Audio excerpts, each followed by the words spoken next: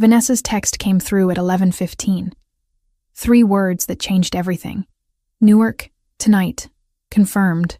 I stared at my phone in the dim interior of my Honda, parked 3 blocks from the port warehouses. 6 months of chasing rumors about human trafficking operations moving through New Jersey, and finally someone on the inside had talked. Vanessa Cole was the best investigative partner I'd worked with in 5 years of freelance journalism. And if she said it was confirmed, bodies were about to move through that warehouse tonight. The recording equipment felt heavy in my jacket pocket. Tiny camera clipped to my lapel. Digital recorder no bigger than a lipstick tube. I'd spent $800 I didn't have on gear that would capture evidence even in low light. My Queens apartment's rent was already 2 weeks late. But some stories were worth the risk. I climbed out of the car and pulled my black jacket tighter against the November cold. The port sprawled before me like a maze of shipping containers and rusted metal, shadows pooling in every corner. Perfect place for crimes nobody wanted to see. My boots made soft sounds on broken pavement as I approached the warehouse Vanessa had specified. Number 47, southeast corner, second building from the water. I could smell the water from here. Brackish bay air, diesel, and something rotting. The side door was unlocked like she'd promised. I slipped inside and let my eyes adjust to the darkness. Stacks of wooden crates filled the space, creating corridors and dead ends. Voices echoed from somewhere deeper in the building. Male, speaking a language I didn't recognize at first, then caught enough to place it. Japanese. I moved between the crates, phone recording audio, camera capturing everything the darkness would allow. The voices grew louder, angrier. I crouched behind a pallet of machinery parts and peered through a gap. 4 men stood in a circle of harsh light from a single overhead bulb. 3 wore dark clothing that screamed organized crime, movements precise and controlled. The 4th man was on his knees, hands zip-tied behind his back, blood already streaming from his nose. One of the standing men spoke in accented English. "You think you negotiate with Russians and we don't find out? You think we're stupid?" The kneeling man shook his head frantically.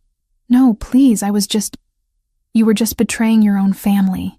The speaker pulled a gun from his waistband. No silencer. No hesitation. This is what happens to traitors. I should have run. Should have turned off my equipment and gotten out before they saw me. But I'd been chasing stories about organized crime since my mother died in a gang shooting when I was 16. 10 years of watching violence destroy families, and I'd never been this close to documenting it firsthand. I raised my phone slightly, making sure the camera had a clear angle. The flash of the muzzle burned into my retinas.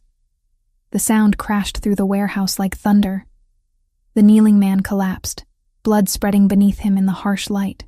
My hand trembled, but I kept recording. Got photos of their faces, their postures, the casual way they stepped over the body. Evidence that could actually put these men away if I could. A hand clamped over my mouth from behind. I tried to scream, but the grip was iron. Another hand seized my wrist, twisting until I dropped my phone. I kicked backward, connected with someone's shin, heard a grunt of pain. Then there were more hands, more bodies, dragging me upright and spinning me around. The 3 men from the execution stared at me with cold calculation. The one who'd pulled the trigger still held his gun, now pointed at my chest. "Well," he said slowly, "this is unfortunate. My recording equipment. They'd find it in seconds. I was dead." This was how investigative journalists died, chasing stories into places they didn't belong. "Run," one of them said to the others. "Clean this up. I'll handle." Footsteps pounded from another entrance. Shouts in Italian this time. The 3 men turned, weapons rising, and suddenly the warehouse erupted into chaos. Men in dark suits poured in from multiple directions. Not police. Something worse. The Yakuza soldiers opened fire but were outnumbered 3-1. I hit the ground and covered my head as bullets tore through crates around me. It lasted maybe 30 seconds. When the shooting stopped, the 3 Yakuza soldiers were either dead or fleeing. Strong hands grabbed my arms and hauled me to my feet. A man in an expensive charcoal suit stood before me, dark eyes assessing like I was a problem he needed to solve. "Give me everything," he said. His voice was calm despite the violence. "Phone, camera, recorder. Now. I'm a journalist. You can't. I can, and I will. He gestured, and someone patted me down with professional efficiency, finding every piece of equipment I'd hidden. My phone, my recorder, even the backup SD card in my jacket lining. They dragged me outside to a black SUV. I tried to fight, but there were too many of them. And they moved with the kind of coordination that said they'd done this 1,000 times. The SUV's doors slammed shut, and we were moving before I could process what was happening. The man in the charcoal suit sat across from me. He pulled out my phone and began systematically deleting files. Another man beside him had a laptop typing rapidly. Cloud backups? The suited man asked. Deleted, the laptop man confirmed. All of them. My stomach dropped. Months of work. Gone in seconds. Who are you? I demanded. Someone you should never have seen. He set my phone down and studied me. What's your name? Lauren Mitchell. Well, Lauren Mitchell, you've complicated an already delicate situation. We drove north for what felt like hours. I watched the city lights fade into darkness. Highways becoming back roads. Civilization giving way to forest. When we finally stopped, I saw a large house silhouetted against mountains I recognized as the Catskills. They led me inside. Not roughly, but firmly. The house was warm, well-furnished, clearly expensive. A safe house for someone with serious resources. The man in the charcoal suit gestured to a chair. Sit. I sat. Mostly because my legs were shaking and I didn't trust them to hold me up any longer. My name is Lucas Caruso, he said. And you just witnessed members of the Yamaguchi Gumi Gumi executing one of our associates. Do you understand what that means? Your associate was working for them? Was being the operative word. Lucas leaned against a desk. Here's your situation, Miss Mitchell. The Yakuza can't know we have a witness to that execution. There's a truce between our organizations that's kept the peace for 5 years. If they discover you exist, they'll assume we're building a case against them, and that truce collapses into a war that kills dozens of people on both sides. So let me go. I won't tell anyone. You're a journalist who came equipped to document organized crime. Forgive me if I don't trust your word. He paused. Besides, the Yakuza saw you. They're looking for you right now. If we release you, you're dead within a day. The door opened, and another man entered. Taller, early 30s, with dark wavy hair and eyes so brown they looked black in the lamplight. He wore a black suit with the shirt unbuttoned at the collar, revealing a thick gold chain. A thin scar ran vertically down the right side of his neck, white against tanned skin. He looked at me with an intensity that made my breath catch. This is her? He asked Lucas. This is her. The man moved closer, studying my face like he was memorizing it. Lauren Mitchell, 26. Freelance journalist specializing in organized crime. Lives in Queens. Lost your mother to gang violence at 16. Am I missing anything? How do you... I make it my business to know everything about problems that walk into my territory. He sat in the chair across from me. My name is Marco Bellini. You're in my house, under my protection, because if I'd left you to the Yakuza, you'd be dead by now. But that protection comes with conditions. What conditions? You stay here. You don't leave. You don't contact anyone. You don't publish anything about what you saw tonight. Not because I'm threatening you, but because both of our lives depend on the Yakuza never knowing you exist. I stared at him. You're kidnapping me. I'm keeping you alive. His expression didn't change. The Yakuza are looking for a witness. If they find you, they kill you to eliminate evidence. If they discover I have you and didn't turn you over, they declare war on my family. So we're both trapped by the same problem, Miss Mitchell. The question is whether you're smart enough to understand that. My hands clenched into fists. I have a life, an apartment, work. You can't just... I can, and I have. He stood. Lucas will show you to your room. We'll discuss the details of your situation in the morning when you've had time to process reality. He walked out without looking back. Lucas gestured toward a staircase. This way, Miss Mitchell. I followed because I had no other choice. My equipment was gone, my evidence deleted, my freedom stripped away by a man who spoke about truce and war like they were business negotiations. I was a prisoner in the Catskills, held captive by a Mafia boss who insisted he was protecting me. And the worst part was, I believed him. Wednesday morning arrived with sunlight streaming through unfamiliar windows. I'd barely slept, kept awake by the reality that I was a prisoner in a stranger's house. The bedroom was nice enough. Queen bed, private bathroom, mountain views. But luxury didn't change the locked doors or armed guards I'd spotted patrolling the grounds. Someone knocked around 8. I opened the door to find Lucas holding a breakfast tray. "Morning, Miss Mitchell. May I come in?" I stepped aside. He set the tray on the desk. Coffee, eggs, toast. Real food, not prison rations. "Mr. Bellini asked me to explain your situation more thoroughly," Lucas said, settling into the armchair. "You deserve to understand what you've walked into." I sat on the bed, wrapping my arms around myself. "Start with the truce you mentioned. 5 years ago, the Bellini family and the Yamaguchi Gumi were heading toward open warfare over territory disputes. Marco had just taken leadership after his father was assassinated. He was 20 years old, untested, surrounded by people who expected him to fail. Lucas poured coffee into 2 cups, handed me one. Instead of escalating, he negotiated. Drew clear boundaries. "The Yakuza controls certain operations, we control others. Nobody crosses those lines. Violence stays minimal. Profits maximize for everyone." And the man who died last night was negotiating with our rivals while pretending loyalty to both sides. The Yakuza executed him as a message. Marco knew it was coming, didn't interfere. That's how the truce works. Each side polices its own. I sipped the coffee. Strong, bitter, exactly what I needed. Until I showed up with a camera. Until you documented it, yes. Now the Yakuza knows a witness exists. If they discover Marco has you and didn't turn you over, they'll assume he's building a case to destroy them. 5 years of peace collapses and people die. Lots of people. So what happens to me? Lucas met my eyes. That depends on how smart you are. This isn't a negotiation, Miss Mitchell. You can't bargain your way out with promises you won't talk. We destroyed your evidence, but you still saw what you saw. The only thing keeping you alive right now is that the Yakuza doesn't know where you are. My hands tightened on the coffee cup. I have a life. An apartment. Work that pays my rent. You can't just make me disappear. We already have. Your phone, may I have it, please? I'd forgotten they'd left it in my jacket pocket. Lucas held out his hand and I reluctantly gave it over.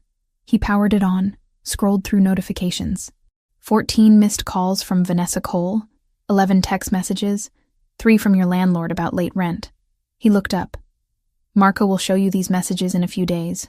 Let you see that people are looking for you. But you won't be able to respond. Not yet. Why are you telling me this? Because you're a journalist. You understand patterns, motivations, the bigger picture. Lucas set the phone aside. This situation isn't Marco punishing you. It's him protecting both of you from a war neither of you wants. Over the next 3 days, I learned the rhythms of the house. Guards change shifts every 12 hours. Lucas worked from a downstairs office. Always professional. Always watching. Marco himself was harder to pin down. Glimpses of him in hallways. Phone calls conducted in Italian behind closed doors. I spent hours staring out windows at the Catskill Mountains, trying to process how completely my life had derailed. 10 years of building a career documenting organized crime, and one night had turned me from observer to captive. Thursday evening, Marco found me on the back porch. I'd discovered the guards would let me outside as long as I stayed within sight of the house. "Cold night to be outside," he said. "Needed air that doesn't smell like prison." He leaned against the railing beside me. "This isn't a prison. Try leaving and see what happens." "Fair point." He was quiet for a moment. "Lucas says you understand the situation now. I understand I'm collateral damage in someone else's war. You're a complication, not damage. There's a difference." Marco studied the darkening sky. "Why did you become a journalist?" The question caught me off guard. "Why does that matter?" "I'm curious. You chase stories about organized crime. That's not exactly safe work." I thought about lying, giving him some sanitized answer. But what was the point? My mother was killed when I was 16. Wrong place, wrong time. 2 gangs shooting at each other outside a convenience store, and she took a bullet meant for someone else. The police investigation lasted 3 days before they filed it away as unsolvable. Another dead body in a poor neighborhood, not worth their time. So you became a journalist to do what the police wouldn't, to expose the truth, to make people see what violence actually costs. I glanced at him. You're part of what killed her. People like you. I know. No defensiveness, no justification, just acknowledgement. My father was murdered when I was 17, shot twice in a restaurant parking lot by a rival family. My brother had been killed 2 years before that in a confrontation I still don't fully understand. I inherited this life, Miss Mitchell. I didn't choose it, but you stayed in it, built it. That was a choice. It was. By 17, I'd lost everyone who could have shown me another path. The family needed leadership, or it would collapse into chaos that would have killed dozens more. So I learned fast, made hard decisions, and survived long enough to become the man sitting here now. There was something in his voice. Not quite regret, but acknowledgement of weight carried. I'd expected a Mafia boss to be arrogant, dismissive, maybe violent. Marco Bellini was none of those things. Calculated, yes. Dangerous, absolutely. But not the monster I'd built in my head. We're not that different, he said quietly. You documented violence trying to stop it. I control violence trying to minimize it. Both of us shaped by losing people we loved to worlds we couldn't control. Don't compare us. I've never killed anyone. No. But you've written stories that exposed people, destroyed lives, sent people to prison. You think your hands are clean because you used words instead of bullets? He stood. Violence takes many forms, Miss Mitchell. At least I'm honest about mine. He walked back inside, leaving me alone with thoughts I didn't want to examine too closely. Friday afternoon, Lucas burst into the living room where I'd been reading. His face was tight with concern. We have a problem. Someone in our organization leaked information to the Yakuza. They know we have a witness. My stomach dropped. How? We're investigating. But the damage is done. He pulled out his phone, made a call. Marco needs to know immediately. Within an hour, the house transformed. More guards arrived. Windows were checked, security systems upgraded. Marco and Lucas held tense conversations in rapid Italian that I couldn't follow. That evening, Marco found me in my room. Tomorrow I meet with the Yakuza commander. They're demanding answers about you. Are you going to give me up? Not if I can avoid it. He sat on the edge of the desk. But you need to understand what's at stake. If they force my hand, this truce dies, and people on both sides start killing each other. I'll do everything I can to protect you. But I won't lie about the cost. Why protect me at all? You don't know me, because turning you over to be executed proves I'm exactly the monster you think I am. And despite what you believe, I'm trying very hard not to be that man anymore. His dark eyes held mine. Besides, there's something about you. The way you look at the world, document it, try to change it. You're brave in ways I haven't been in years. My breath caught. The air between us felt charged, weighted with something neither of us would acknowledge. Get some sleep, Marco said, standing. Tomorrow's going to be complicated. After he left, I lay awake counting hours until dawn, wondering how a man who terrified me could also make me feel safer than I'd felt in years. Saturday morning shattered any illusion of safety I'd built over the past days. Marco left the house at dawn with Lucas, both wearing expressions I'd learned to recognize as dangerous. When they returned 3 hours later, the air itself felt different, heavier. Marco's jaw was clenched so tight I could see the muscle jumping, and Lucas immediately disappeared into his office without a word. I found Marco standing by the windows in the living room, staring at the mountains like they held answers he couldn't find anywhere else. What happened? I asked. He didn't turn around. Commander Takeshi, the regional Oyabun of the Yakuza, knows I have you. He's demanding a meeting to discuss terms. Terms for what? Your execution. His voice was flat, emotionless. The kind of tone someone uses when they're trying not to feel anything at all. He wants proof that I'm not using you as evidence against his organization. Proof of loyalty to our truce. My legs went weak. I grabbed the back of a chair for support. You told him no. I told him I needed time to consider. Marco finally looked at me, and the exhaustion in his eyes was palpable. He gave me 72 hours. Tuesday night, 9 o'clock, in a neutral warehouse. I'm to execute you myself while his men film it as proof. The room tilted. That's insane. You can't. He believes I'm protecting you because I want leverage against him, that I'm planning to destroy the truce and use your testimony to expose Yakuza operations. By demanding I kill you personally, he's testing whether I value peace over one witness. Marco moved closer. If I refuse, I prove his suspicions right. War starts immediately. I forced myself to breathe, to think like the investigative journalist who'd spent years analyzing organized crime patterns, instead of the terrified woman who'd just been handed a death sentence. We fake it, I said. Stage the execution. I play dead. You get me out afterward. Takeshi will verify the body himself. He's not stupid, Lauren. He'll check for a pulse, for breathing. He might even put a bullet in you himself just to be certain. Then I disappear. Leave the country. You tell him I escaped before you could, and my entire family becomes a target for letting you slip away. The Yakuza don't forgive that kind of failure. Marco's hands clenched into fists. Besides, they saw you. They have your description. You think you can hide from an organization with international reach? I'll testify. I'll go to the FBI, give them everything about the Yakuza, destroy their operations from the inside, and start a war that kills 50 people in the crossfire. His voice rose for the first time since I'd met him. Do you think the Yakuza will just accept legal prosecution? They'll retaliate against anyone connected to you. My people, your friends, anyone who ever knew your name. Is that what you want? That many deaths on your conscience? I sank into the chair, mind racing through scenarios and finding dead ends in all of them.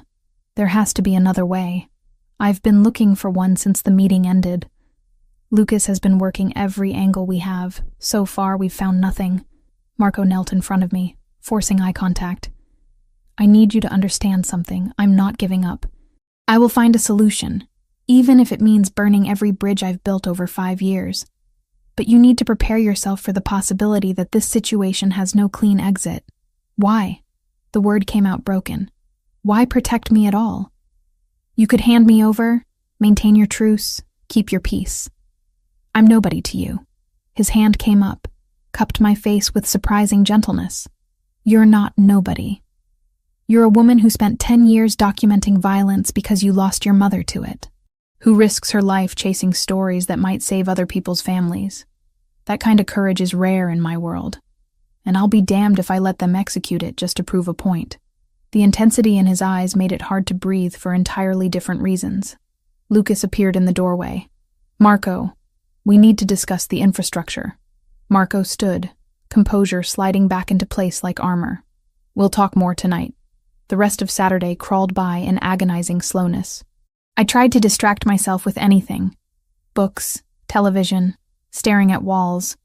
But my mind kept circling back to Tuesday night. 72 hours. 3 days to live unless Marco found a miracle. Around dinner time, I heard raised voices from Lucas's office. Italian phrases I couldn't translate, but the anger was universal. Something about the situation was making even calm. Controlled Lucas lose his temper. I found myself pacing my room. Then the hallway. Then downstairs. The guards watched but didn't stop me. Where was I going to run? Into mountains I didn't know. Hunted by both the Yakuza and Marco's people?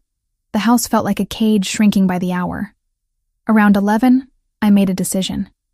Stupid, desperate, but doing nothing felt worse than trying.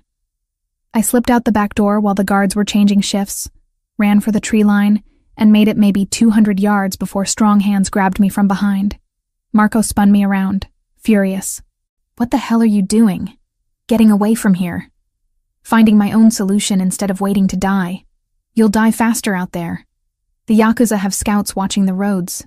They'll pick you up before you reach the highway. I shoved at his chest. Then what am I supposed to do? Sit in that house counting down hours, making peace with being executed like some medieval sacrifice.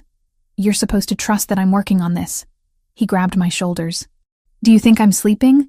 That I'm accepting this as inevitable? I have people calling in favors, reaching out to other families, looking for any leverage against Takeshi. But I need time, and I need you to stop making this harder by doing something reckless that gets you killed faster. I don't want to die. My voice cracked. I'm 26 years old. I have so many stories I haven't told yet. So many things I wanted to do.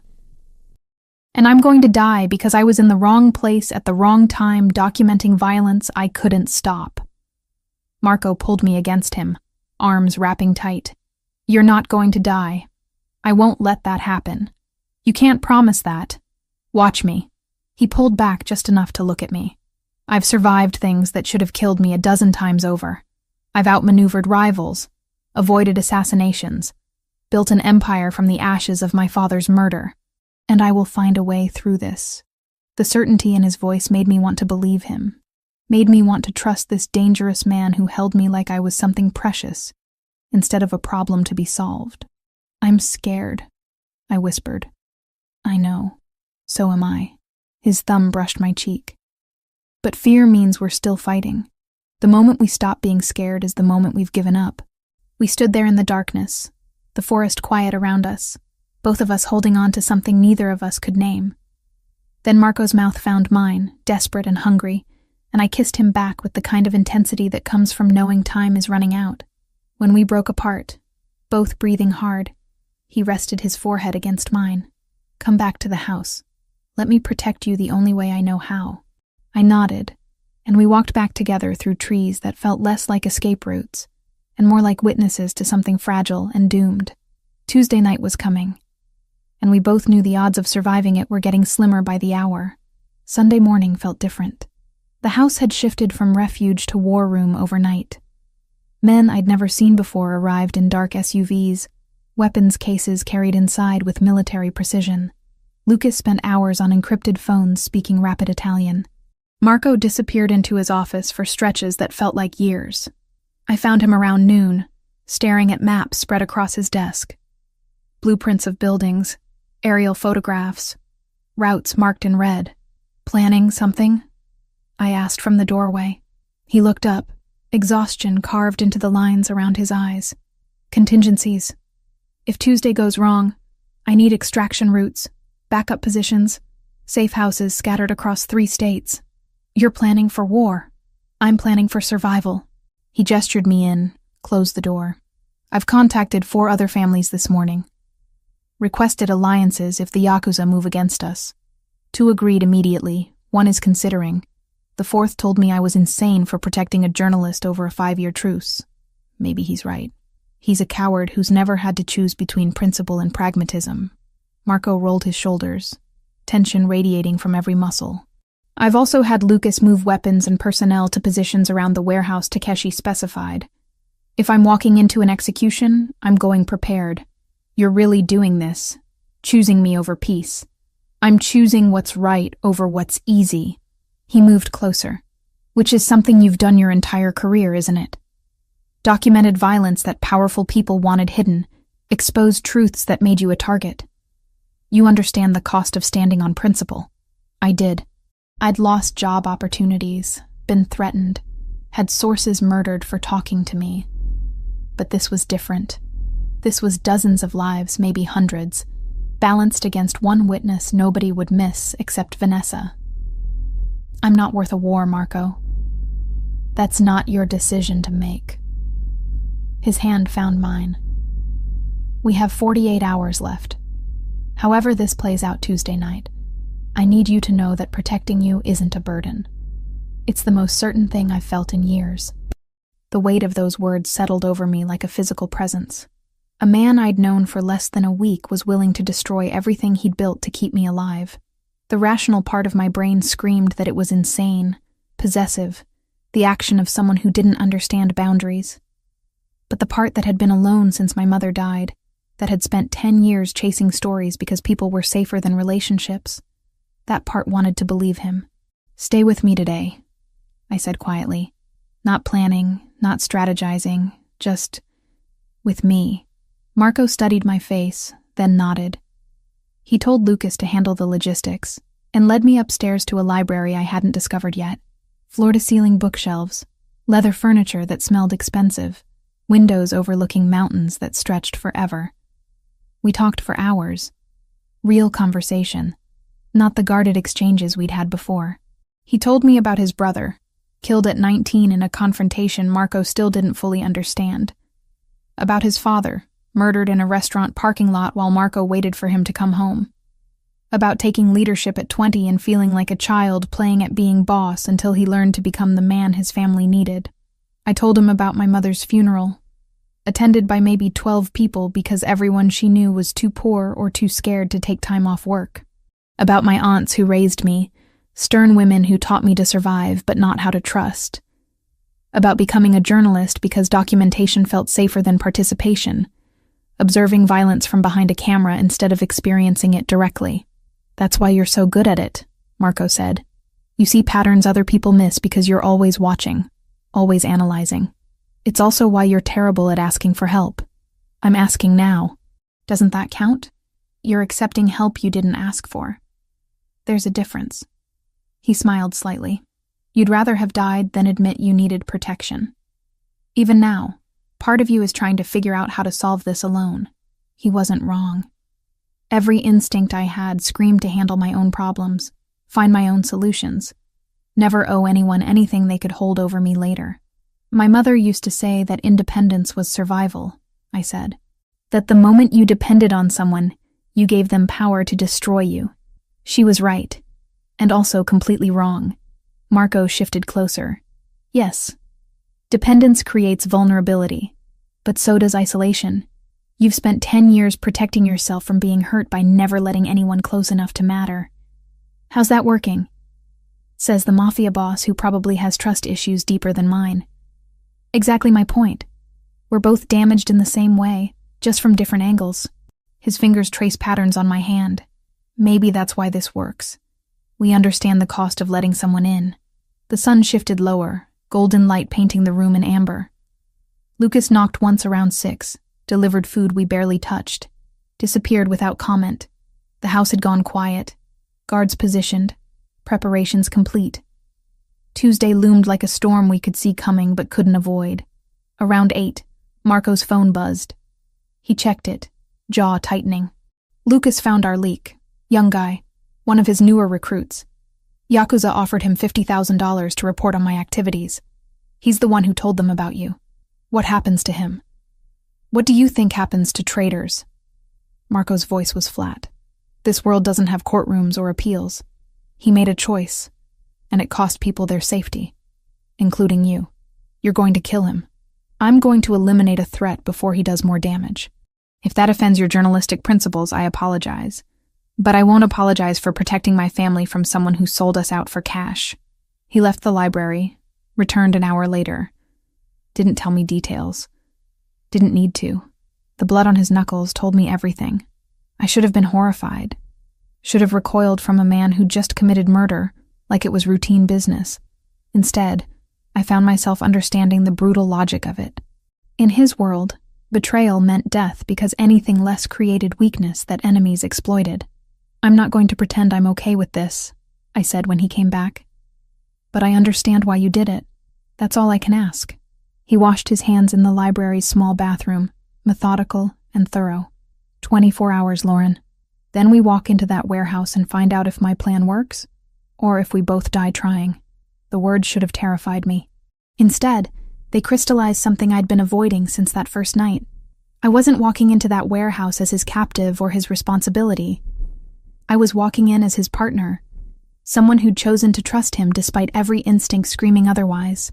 That night, we didn't discuss strategy or backup plans. We went to his room and made love with the kind of desperate intensity that comes from knowing tomorrow might not exist.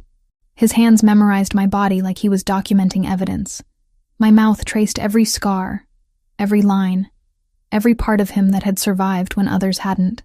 Afterward, lying in the darkness with his heart beating against my back, I whispered the truth I'd been hiding. I don't want to die, but if I have to, I'm glad it's with you. His arms tightened around me. You're not dying. Not on Tuesday. Not ever if I can prevent it. I've survived too much to lose someone who actually matters. Monday morning arrived with cold clarity. Marco met with his people, finalizing positions, reviewing contingencies. I watched from the library as SUVs departed, carrying men who would hide in warehouse beams or position themselves on surrounding rooftops.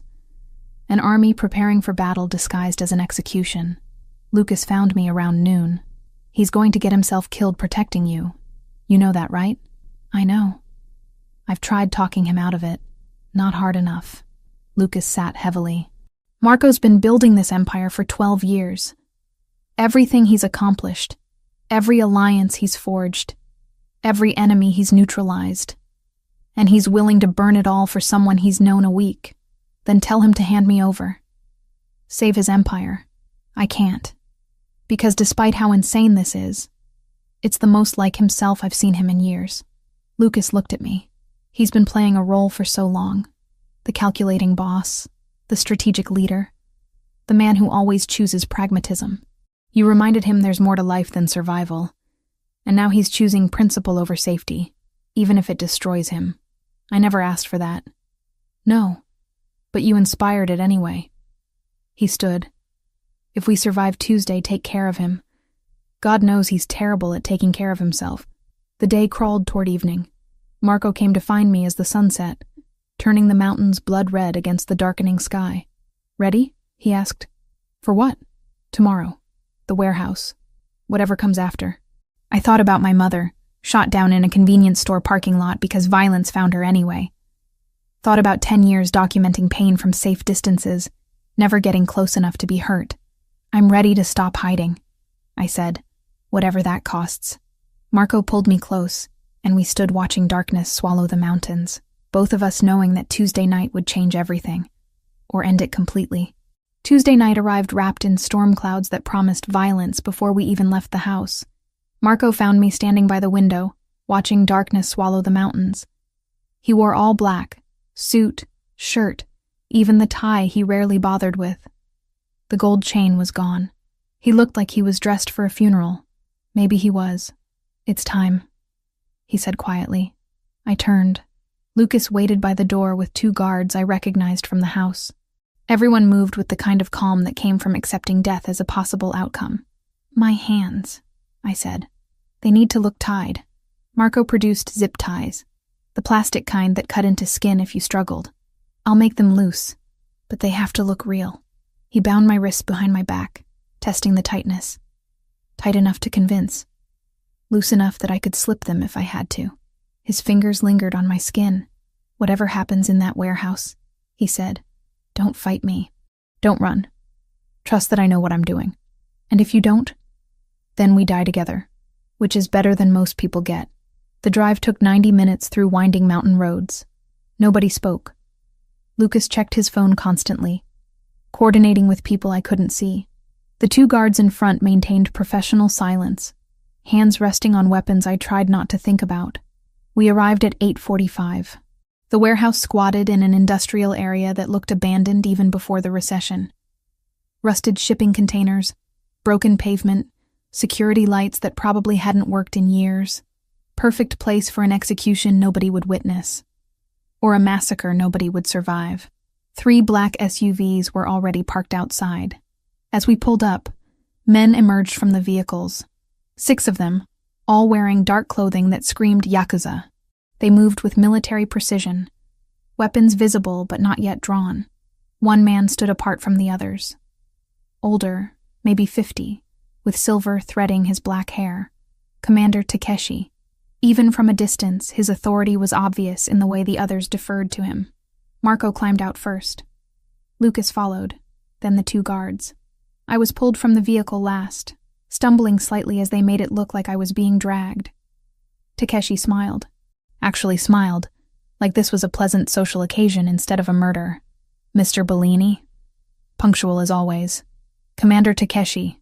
Marco's voice was flat, professional. I've brought what you requested. Takeshi's eyes found me. Cold calculation, no emotion. I was a problem being eliminated, nothing more. The witness. Excellent. Shall we proceed inside?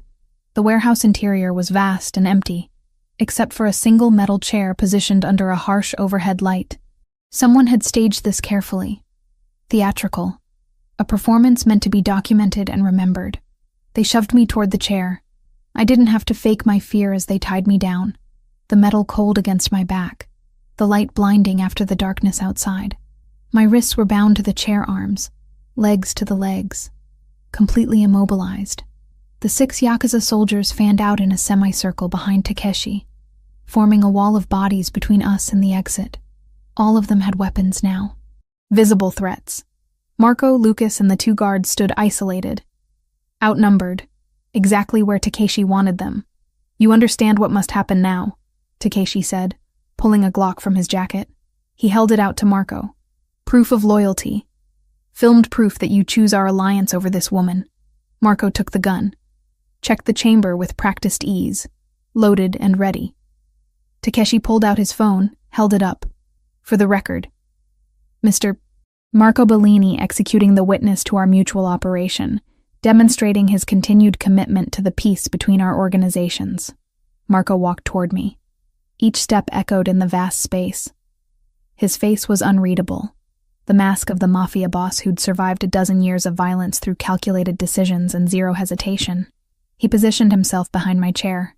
The gun came up, cold metal pressing against my temple. My heart hammered so hard I thought it might explode. This was it. The moment where Marco chose peace over principle, where I died to maintain a truce that had kept 50 people from killing each other for 5 years. I closed my eyes, thought about my mother, shot down in a parking lot when I was 16. At least I'd tried to document the violence, expose it, maybe save someone else. That had to count for something. Marco leaned down, mouth close to my ear. His breath was warm against my skin, so quiet that only I could hear. He whispered 3 words. "Forgive me for this." My breath caught. This was goodbye. He was apologizing for what he had to do, for failing to find another way, for... The gunshot shattered my thoughts, but I wasn't dead. Marco spun away from me, the Glock aimed at Takeshi. The bullet had punched through the commander's forehead, spraying blood across the concrete. He dropped like a puppet with cut strings, phone clattering beside his body. Chaos erupted. The 6 Yakuza soldiers reached for weapons. Lucas and the 2 guards drew faster, opening fire before the enemy could react. Muzzle flashes lit the warehouse like lightning strikes. The sound was deafening, each shot crashing into my ears until I couldn't hear anything but the constant thunder of gunfire. Men appeared in the warehouse beams above. Marco's people positioned hours ago, raining bullets down on the Yakuza below. 3 men dropped immediately. 2 more tried to find cover, but there was none. The last one got off 2 shots before a bullet took him in the chest. The shooting burned itself out in under a minute. When the shooting stopped, all 6 Yakuza were down, dead or dying. My ears rang. Smoke drifted through the light. Marco was suddenly there, cutting my restraints with a knife I hadn't seen him draw. His hands were steady despite having just killed 7 people. "Can you walk?" I nodded, not trusting my voice. He pulled me up and immediately positioned himself between me and the bodies, shielding me from the worst of what he'd done. Lucas shouted something I couldn't hear over the ringing. Marco grabbed my hand and ran, pulling me toward a side exit I hadn't noticed before. The 2 guards flanked us, weapons still drawn, scanning for threats. We burst through the door into pouring rain. The storm had finally broken, water hammering down so hard I could barely see. An SUV screeched to a stop beside us. Marco shoved me into the back seat and dove in after me, covering my body with his as Lucas floored the accelerator. Behind us, the warehouse exploded. Literally exploded, flames erupting from windows as the explosives Marco had planted earlier detonated. The blast rocked our vehicle, but we were already speeding away, putting distance between us and the carnage. I couldn't stop shaking. Marco held me against him, one hand cradling my head, the other checking me for injuries I didn't have. "You're okay," he kept saying. "You're safe. I've got you." The words finally penetrated the shock. I pulled back enough to look at him. "You said forgive me." "I did. I thought you were apologizing for killing me." "No." His thumb brushed my cheek. "I was apologizing for what I was about to do, for making you watch me kill 7 men, for turning you into a witness to a massacre instead of an execution. I knew it would change how you see me." Understanding crashed through me like a physical blow. The whispered apology wasn't about my death. It was about my survival, and what it would cost me to live with what he was capable of. "You planned this from the beginning," I said. "The explosives, the men in the beams, Everything. The moment Takeshi demanded I kill you, I started planning to kill him instead. The truce is over. War starts tonight, but you're alive, and that's all that matters. Lucas drove like we were being chased by demons. Maybe we were. Somewhere behind us, the Yakuza would be regrouping, calling in reinforcements, realizing their commander and 6 men were dead. Marco had just declared war on an organization that had controlled criminal operations for decades. And he'd done it to protect a journalist he'd known for 10 days. I should have been horrified. Should have recoiled from a man who could orchestrate mass murder with such calculated precision. Instead, I pressed closer to him, let him hold me while rain battered the windows, and Lucas drove us into a future that promised only violence and uncertainty. Marco had chosen me over peace, had whispered an apology before committing murder because he knew the cost it would exact on my soul, and somehow, impossibly, that made me trust him more than any promise of safety ever could. Wednesday morning arrived with sirens in the distance and smoke rising from somewhere in the city below. War had officially begun. I woke to the sound of Marco's voice, sharp and commanding in rapid Italian. Through the bedroom door I caught fragments. Orders, coordinates, body counts. The language of retaliation spoken with clinical precision. Lucas appeared around 8 with coffee and news neither of us wanted. 3 of our establishments were hit last night. 2 burned completely. 1 damaged but salvageable. 2 men ambushed leaving the restaurant on 5th. Both dead before backup arrived. The coffee turned bitter in my mouth. 2 men. Dead because Marco had chosen to protect me instead of executing me like Takeshi demanded. The Yakuza? I asked. Obviously. Lucas sat heavily. They're making their position clear. Every death, every fire, every attack is them saying Marco made the wrong choice Tuesday night. He did make the wrong choice. I should have died. Don't. Lucas's voice was sharp. Don't make their deaths about guilt when they signed up knowing violence was part of this life. They died because the Yakuza are murderers, not because Marco protected an innocent woman. But I couldn't shake the weight. Those men had families, people who loved them, and they were gone because I'd walked into a warehouse with a camera. Marco found me on the back porch an hour later, staring at mountains that looked different now. Less like refuge, more like prison walls. You heard, he said. I heard. I didn't look at him. How many more will die before this ends? However many it takes. No apology in his voice. The Yakuza started this by demanding your execution. I'm finishing it by making them regret that demand. By destroying them. By defending my territory and my people. Which now includes you, whether you asked for it or not. He moved closer. Last night we hit their heroin distribution warehouse. Burned $2 million of product. This morning we dismantled their extortion operation in Jersey. By tonight, they'll have lost more in retaliation than they cost us. I finally looked at him. Really looked. The man who'd held me in the warehouse, who'd apologized before committing murder, was gone. In his place stood the Mafia boss who'd survived 12 years through calculated violence and zero mercy. I don't recognize you right now, I said quietly. Good. This is who I actually am. The man you met last week was the version of myself I show when peace is an option. This is what I become when war is necessary. His dark eyes held mine. If that's too much for you to accept, say so now. But don't pretend you didn't know what I was capable of. He walked back inside, leaving me alone with the truth that I'd been trying to avoid. Marco Bellini wasn't a good man playing at being dangerous. He was a dangerous man who occasionally chose mercy when it served his purposes. And I'd fallen for him anyway. The next 3 days blurred together in a haze of fear and exhaustion. The Catskills house transformed into a fortress. Guards doubled, weapons everywhere. Marco and Lucas worked from the office, coordinating attacks and defenses with the kind of military precision that spoke to years of experience. I tried to help however I could, but mostly I stayed out of the way, watched news reports about mysterious fires and gang violence escalating across 3 states. Listened to Marco give orders that resulted in people dying somewhere I couldn't see. The nightmares started Thursday night. I'd close my eyes and see the warehouse, muzzle flashes, blood spreading across concrete, Takeshi's head snapping back as Marco's bullet found its target. I'd wake gasping, sheets soaked with sweat, heart hammering like I was still tied to that chair waiting to die. Friday morning, I dropped a coffee cup in the kitchen. It shattered, the sound sharp and sudden, and I was on the floor with my hands over my head before I'd consciously processed the noise. Lucas found me there, shaking, unable to stand.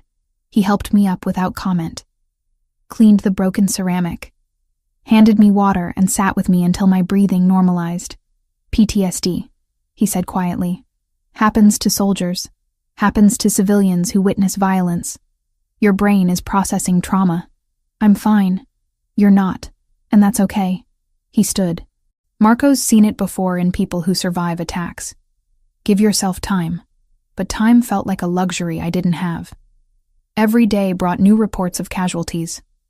3 more Yakuza operations destroyed. 5 of Marco's men injured in retaliatory strikes, 1 critically. The violence was escalating, spreading, consuming everything in its path.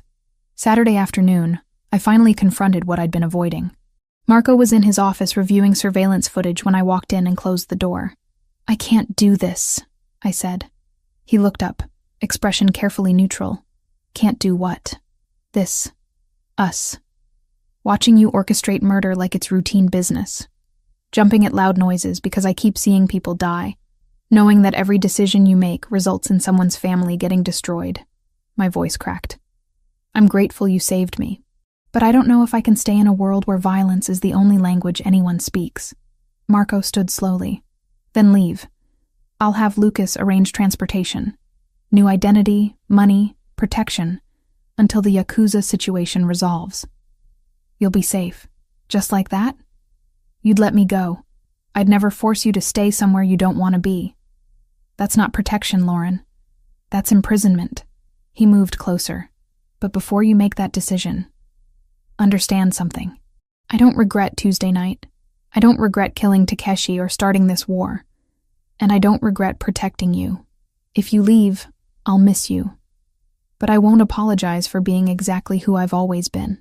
His honesty stripped away any illusion I'd been clinging to. This was the choice. Accept Marco as he actually was.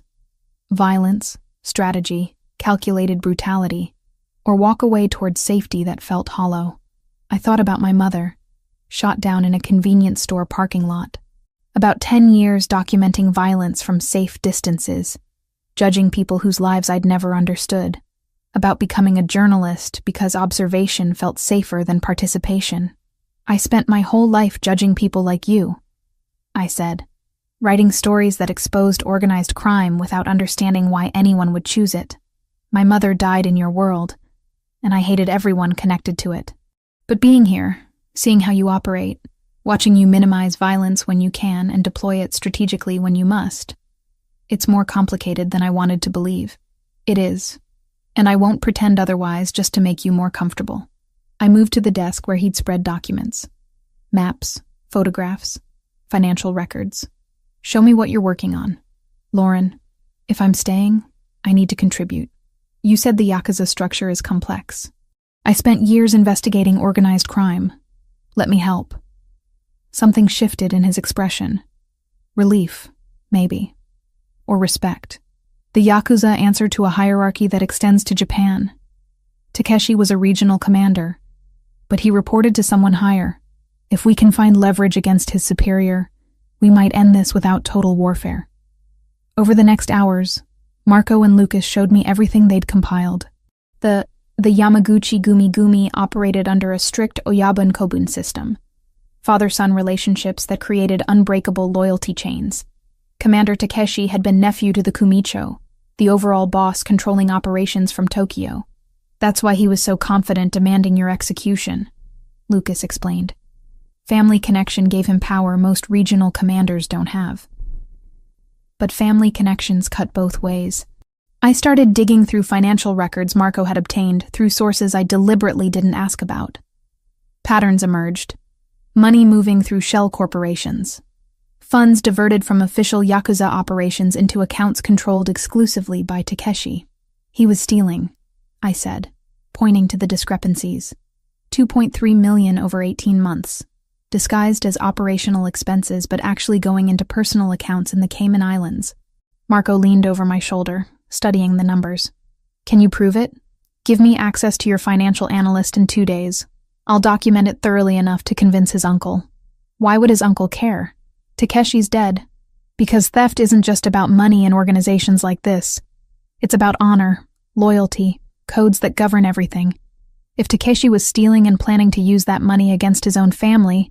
I pulled up another document, this one showing communications Marco's people had intercepted. Look at these. He was making contact with the Shibusawa faction, rival organization. Lucas's eyes widened. He was planning a coup. Steal enough money to fund a takeover, eliminate his uncle, install himself as Kumicho. Which means his uncle will want to know his nephew betrayed everything the Yakuza stand for.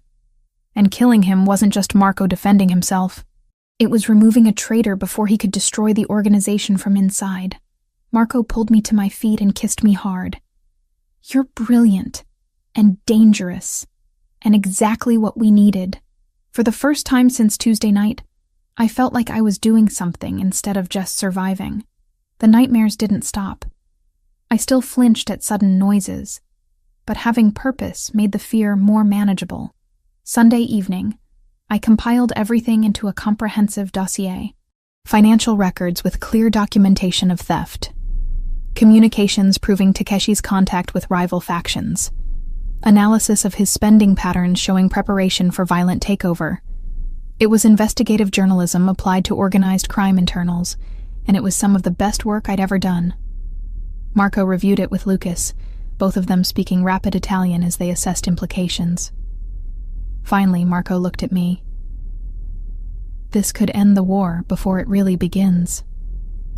If Takeshi's uncle believes this, he'll withdraw support from American operations as punishment for the dishonor. The Yakuza here will collapse without backing from Japan. And if he doesn't believe it, then we keep fighting until one side is destroyed. Marco came to where I sat. But you've given us a chance at ending this without losing dozens more people. That matters, Lauren. What you did matters. Later, lying in bed listening to him breathe beside me, I thought about who I'd been 2 weeks ago. A journalist who documented violence from safe distances. A woman who'd spent 10 years avoiding connection because it felt safer than vulnerability. That version of myself was gone. In her place was someone who'd watched murder, survived execution, and chosen to stay in a world that terrified her, because the alternative felt like giving up on the only person who'd ever made her feel truly seen. The nightmares would continue. The fear wouldn't disappear, but I'd stopped running from the complexity of loving a dangerous man in a violent world, and somehow, impossibly, that felt like the bravest thing I'd ever done. Monday morning, Marco worked with a translator to convert my English dossier into flawless Japanese. Every financial detail, every communication record, every piece of evidence documenting Takeshi's betrayal needed to be perfect. We weren't just exposing theft. We were proving that a trusted nephew had violated every principle the Yakuza claimed to uphold. This has to convince his uncle that killing Takeshi wasn't an act of war, Marco said, reviewing the translation. It was eliminating a traitor before he could destroy the organization from inside. Will it work? I asked. If the uncle values honor over revenge, yes. If he's more concerned with saving face, Marco didn't finish the sentence. Didn't need to. Lucas arranged the delivery through contacts I'd heard mentioned before, but never fully understood. The triad of the Green Dragon operated out of San Francisco, maintaining strict neutrality in conflicts between other organizations. They'd built a reputation as reliable intermediaries, which made them valuable to everyone and threatened by no one. They'll hand-deliver this to Tokyo, Lucas explained, directly to the Kumicho's personal residence. No digital trail, no interception risk. He'll have it within 48 hours. The package left Tuesday morning. Then we waited. Those 10 days felt longer than the previous 2 weeks combined. Every morning brought new reports of violence. The Yakuza weren't backing down just because we'd killed their commander. If anything, Takeshi's death had intensified their retaliation. Wednesday, 2 of Marco's men were ambushed leaving a restaurant in Newark. Both survived, but one took 3 bullets and spent 6 hours in surgery. Marco visited him in the private hospital. Came back hollow-eyed and silent. Thursday. A shipment of legitimate construction materials was intercepted and burned. $50,000 of lumber and steel turned to ash because the Yakuza wanted to prove they could strike anywhere. Friday morning, Lucas got the call nobody wanted. Joey Moretti, one of the guards who'd been wounded Wednesday, had died from complications. Internal bleeding the doctors missed during surgery. He was 28 years old, married, with a daughter who'd just turned 3. I watched Marco take the news standing by the windows, his back rigid with tension. He didn't speak for a full minute. When he finally turned around, the exhaustion in his eyes was devastating. "That makes 3, he said quietly. 3 men dead because I chose to protect you instead of maintaining peace. Marco, I'm not blaming you. I'm counting the cost." He moved to the desk, pulled out his phone. "Joey's family gets full benefits. College fund for his daughter, mortgage paid off, monthly stipend for his wife. Lucas, make sure it's handled today." "Already in motion," Lucas confirmed. The funeral was scheduled for Sunday in Brooklyn. Marco insisted on attending despite the security risk. "Joey died serving my family. The least I can do is show up for his." Sunday morning arrived cold and gray, matching the mood perfectly. We drove to Brooklyn in a 3-car convoy, guards positioned in vehicles front and back. The church was small, brick exterior showing its age, windows covered with security bars that spoke to the neighborhood's realities. Joey's widow sat in the front pew, holding their daughter. The little girl wore a black dress and kept asking in a voice that carried through the whole church when Daddy was coming home. Her mother's attempts to quiet her only made it worse. I'd documented dozens of funerals for my investigative work, photographed grieving families, interviewed widows, written stories about the human cost of gang violence, but sitting there watching that 3-year-old ask for her father, knowing I was part of the reason he was dead, destroyed something inside me. Marco stood when it was time for eulogies. He spoke briefly, describing Joey as loyal, brave, someone who'd made the ultimate sacrifice protecting his family. His voice never wavered, but I could see the tension in his shoulders, the way his jaw clenched between sentences. After the service, Marco approached the widow privately. I watched from a distance as he spoke to her, presumably about the financial arrangements. She nodded, crying, and then did something unexpected. She hugged him. Not the brief, obligatory embrace of formality, but a genuine hug that lasted several seconds. "She thanked me," Marco said when we got back to the car, "for taking care of them, for making sure Joey's death wasn't meaningless." He stared out the window. "I got her husband killed and she thanked me." "You didn't get him killed. The Yakuza did. I gave them reason to strike. That makes me responsible regardless of who pulled the trigger." He was quiet for the rest of the drive back to the Catskills. Monday morning, 10 days after we'd sent the dossier, Lucas burst into the dining room where I was having breakfast. His expression was unreadable. Tokyo responded. Marco appeared from his office so fast he must have been waiting nearby. And the uncle investigated everything, confirmed the theft, the communications with the Shibusawa faction, the planning for a coup. He's furious that his nephew betrayed the organization. Lucas pulled up something on his tablet. "Official statement withdraws all support from Yakuza American operations, effective immediately.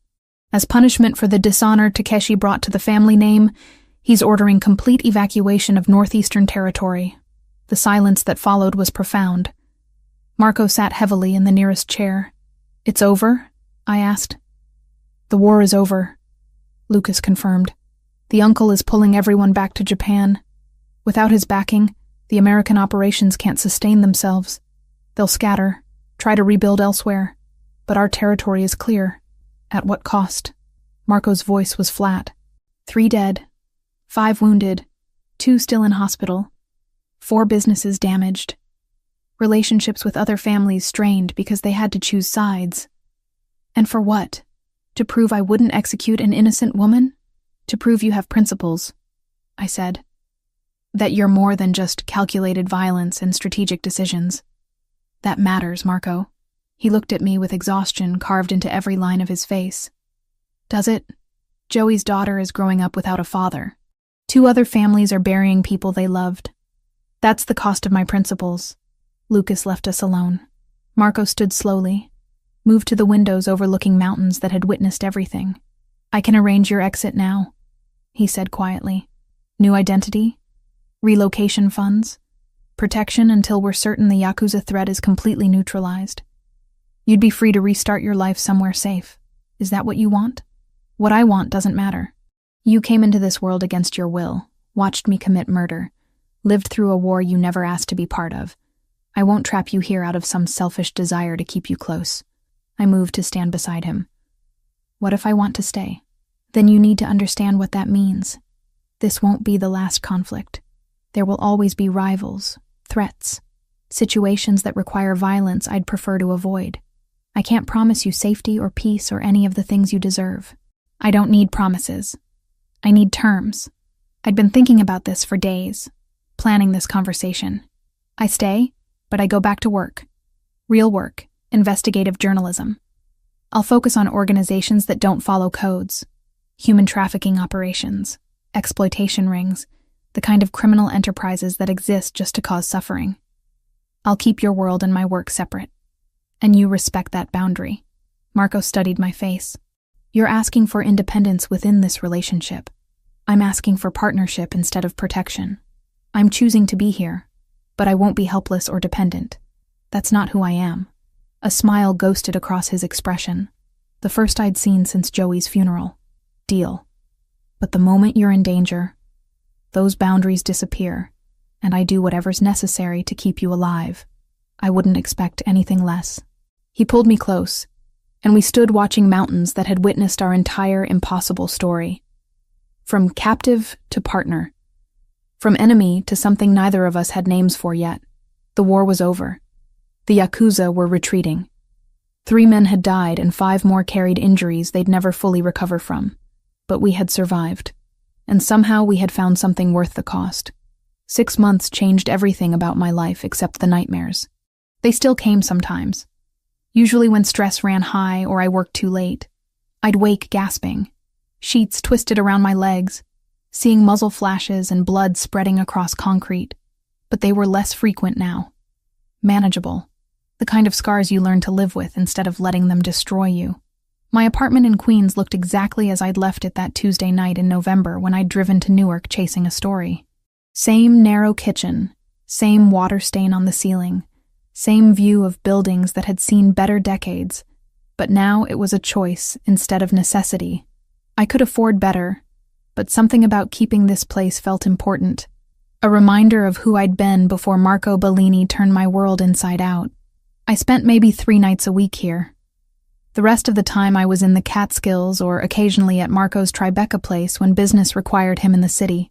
We'd settled into a rhythm that worked for us. Separate spaces that occasionally overlapped. Independence within intimacy. Partnership instead of possession. The investigative series I'd written with Vanessa had just been nominated for a Pulitzer. 4 parts documenting human trafficking operations running through West Coast ports, deliberately far from Marco's northeastern territory. We'd spent 3 months researching, another 2 writing, and the result was some of the best journalism either of us had ever produced. Vanessa had asked exactly 3 questions about my disappearance last November. Where had I been? Was I safe? Was I staying safe? I'd answered truthfully within the boundaries I could maintain. With someone. Yes. Working on it. She'd accepted the limitations because 10 years of friendship had taught her when to push and when to respect walls. This guy you're with, she'd said over coffee last month. He's the reason you look different now. Less like you're documenting life and more like you're actually living it. Is that good or bad? It's different. And honestly, you seem happier than I've ever seen you, even if you won't tell me details. She'd studied me over her cup. Just promise me that if you're ever in trouble, you'll call. I promise. She'd nodded, dropped the subject, and we'd moved on to discussing interview techniques for trafficking survivors. Some boundaries existed to protect everyone involved. The territory war had ended cleaner than anyone expected. The Yakuza's complete withdrawal from the Northeast left a power vacuum that Marco filled strategically, absorbing some operations and shutting down others. 3 other families had tried testing his strength in the months after, But Marco had handled them with the same calculated precision he'd used on everything else. No one wanted war with a man who'd destroyed the Yamaguchi Gumi Gumi over a witness most people would have sacrificed without hesitation. I'd asked him once if he regretted it. The 3 deaths, the 5 injured, the businesses burned. He'd thought for a long time before answering. I regret the cost. I'll always regret that Joey Moretti's daughter is growing up without her father, but I don't regret the choice. Some principles are worth fighting for, even when the price is high. That was Marco in a sentence. Willing to pay costs most people couldn't imagine, but never pretending those costs didn't matter. Today was Saturday, and I'd driven up to the site where everything had started. The warehouse in Newark where I'd witnessed an execution, where Marco's men had intercepted me before the Yakuza could, where my entire life had pivoted on a decision I hadn't even known I was making. It was gone now. Demolished 3 months ago. Replaced by an empty lot waiting for developers who'd probably never come. The neighborhood was too far gone, too associated with violence and industrial decay. Nobody wanted to invest here. I stood on cracked pavement, camera hanging unused around my neck, trying to remember the person I'd been that Tuesday night. So certain that documentation mattered more than participation. So convinced that keeping distance was the same as staying safe. A car pulled up behind me. I knew the engine sound by now. Marco climbed out and came to stand beside me, hands in his jacket pockets, following my gaze to the empty lot. "You didn't tell me you were coming here," he said. "Decided this morning. Wanted to see it one last time before they build over it. They're not building. City's condemning the whole block." He studied my face. "Why come at all?" I thought about how to answer. This is where I died, in a way. The person I was before, who thought she had everything figured out. She ended that night, and someone else took her place. Someone better? Someone braver? Or maybe just someone who stopped confusing caution with wisdom. I turned to face him. "I keep thinking about my mother. She died in a parking lot because 2 gangs decided that block belonged to them. Random violence that destroyed my family. For years, I blamed everyone in your world for what happened to her. And now? Now I understand it's more complicated. You didn't kill her. People like you, some of them minimize violence, maintain codes, try to keep civilians out of crossfire. Others don't care. She died because the ones who killed her valued territory over human life." I paused. "You would never have let that happen. You'd have handled the dispute differently. You're giving me credit I don't deserve. I'm acknowledging complexity I used to refuse to see." I took his hand. "My mother would have hated that I'm with you. But she also taught me to think for myself. Question assumptions. Never let anyone else define my reality. So maybe she'd understand." Marco pulled me closer. "That night in the warehouse, when I whispered, 'Forgive me,' I genuinely believed you'd never forgive what I was about to do. That watching me kill 7 men would destroy whatever was building between us. It almost did. I had weeks where I couldn't reconcile the man who held me with the man who orchestrated that massacre. I rested my head against his chest, but you didn't do it casually. You did it to protect me, knowing it would cost you peace. That mattered more than the violence itself. We stood in the lot where everything had changed, holding each other while traffic moved past, and the city continued its indifferent rhythm. Eventually, Marco checked his phone and sighed. "Lucas needs me back. Some situation with the construction union contract. Always something. Always." He kissed my forehead. "You coming back tonight or staying in Queens?" "Back. I've got editing to finish, and your office has better internet." We drove separately, his SUV leading while I followed in my Honda. The route north was familiar now. Highways becoming back roads, becoming mountain curves that still took my breath away. By the time we reached the Catskills house, afternoon was fading into evening. Lucas was waiting in the office, surrounded by papers and looking more stressed than usual. He brightened slightly when he saw me. "Lauren, good. Maybe you can talk sense into him." "About what?" "He wants to personally handle a negotiation with the Santoro family. I'm saying send someone expendable in case it goes bad." Marco rolled his eyes. "The Santoros respect strength. Sending a subordinate says we're afraid. Sending you says we're stupid if they decide to eliminate competition." I settled into the chair by Marco's desk and pulled out my laptop. I'm staying out of this one. Business decisions are your department. They argued for 20 minutes in a mix of English and Italian, while I worked on editing an article about police corruption in Baltimore. The investigation had taken 2 months and would probably piss off a dozen people with badges, but the evidence was solid. Sometimes journalism meant making enemies of people who were supposed to be protecting citizens. Eventually, Lucas left with a compromise neither of them seemed happy with. Marco sat heavily in his chair and ran both hands through his hair. "Tell me about your article." I did. Explained the corruption patterns I'd found, the officers taking bribes from drug dealers, the systematic cover-ups. Marco listened with the focus he brought to everything, asking questions that proved he understood both the journalism and the implications. "You're going to need security when this publishes," he said finally. "I know. Already arranging it through a private firm Vanessa recommended. Use my people instead." "Marco, not negotiable. You're investigating dirty cops who probably have connections to organized crime. That makes this my world overlapping yours, which means my resources apply." His tone left no room for argument. "Besides, my people are better trained than any private security firm." He was right, and we both knew it. I nodded acceptance and went back to editing, while he returned to reviewing Lucas's reports. This was us now, working side by side in comfortable silence, our separate worlds occasionally colliding in ways that required negotiation and compromise. I wrote articles that exposed criminal organizations. He ran an empire that operated in moral gray areas I'd learned to acknowledge without fully accepting.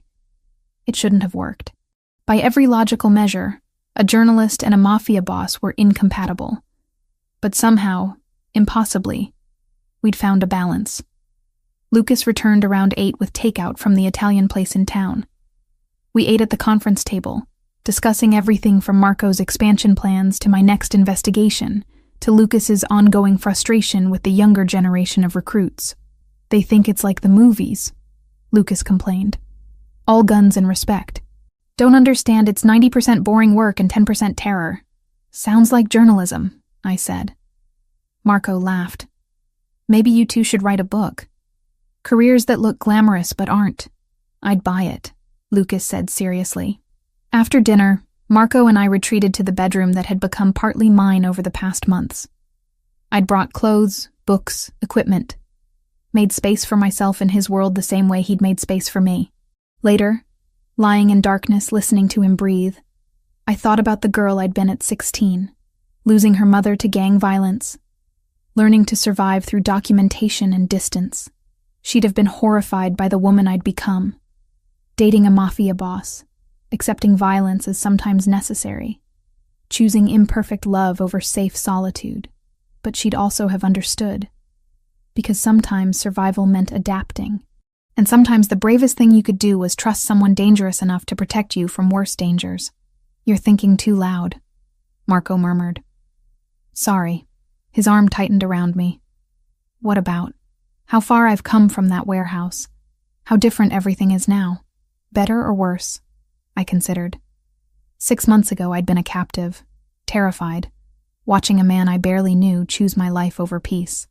Now I was a partner, still occasionally terrified, but choosing to stay with someone who'd proven he valued principle over pragmatism. "Different," I said finally, "and real. For the first time in 10 years, I'm not documenting life from safe distances. I'm living it, consequences and all." "Any regrets?" "About 100. But not about this. Not about us." Marco kissed my temple. "Good. Because you're stuck with me now. Is that a threat or a promise?" "Both." I smiled in the darkness and let sleep find me, knowing tomorrow would bring new challenges, new stories to chase, new reasons to question whether I'd made the right choice. But tonight, held by a dangerous man in a safe house in mountains that had witnessed everything, I was exactly where I chose to be. And sometimes, that was the bravest thing anyone could ask for.